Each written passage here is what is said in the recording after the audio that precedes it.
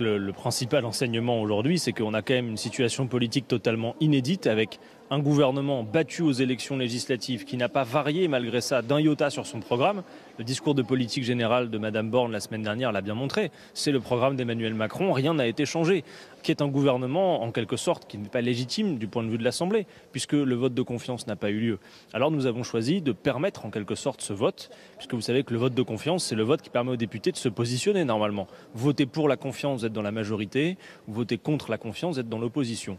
Comme Mme Borne ne s'est pas soumise à ce vote de confiance, eh bien la motion de censure déposée par la nouvelle Union populaire écologique et sociale permettait à chacun en responsabilité de se positionner. Que voit-on aujourd'hui?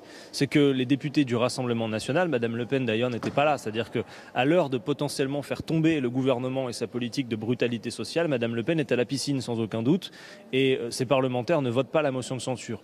De même que la droite, dont on voit bien qu'ils sont les alliés objectifs d'Emmanuel Macron aujourd'hui. C'est ça qu'il faut expliquer aux Français.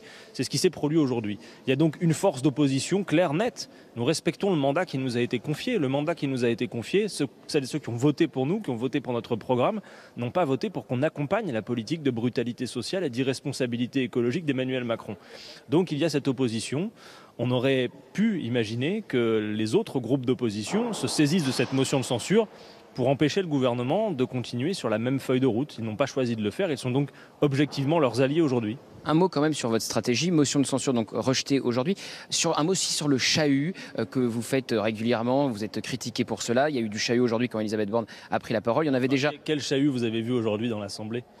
Elisabeth Borne est alpaguée régulièrement quand elle parle. Le chahut venait bien plus des parlementaires d'extrême droite que des nôtres. Nous, personne n'est monté sur la table ou a fait du bruit ou quoi que ce soit.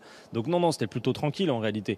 Non, mais nous sommes une opposition et donc il faut jouer ce rôle d'opposant. Ce n'est pas une opposition principielle. Notre désaccord, il est un désaccord de contenu. D'abord avec ce fait inédit qu'un gouvernement battu aux élections législatives décide de ne pas se soumettre au vote de confiance des parlementaires. Quelle est la légitimité aujourd'hui d'Elisabeth Borne comme Première ministre, d'une part, et de l'application d'un programme que les Français ont rejeté aux élections législatives? C'est la question quand même fondamentale qu'il faut pouvoir se poser. Donc maintenant, à cette heure, il y a eu une clarification, puisqu'enfin il y a eu un vote que nous avons permis, et les Français peuvent donc... Que vous avez perdu. Et que nous avons perdu en effet, mais donc les Français peuvent consulter le résultat de ce vote et voir qui sont les opposants à Emmanuel Macron dans cette Assemblée et qui sont finalement... Allez, à minima les oppositions de confort, mais en réalité les alliés objectifs d'Emmanuel Macron. Merci beaucoup Adrien Quatennens.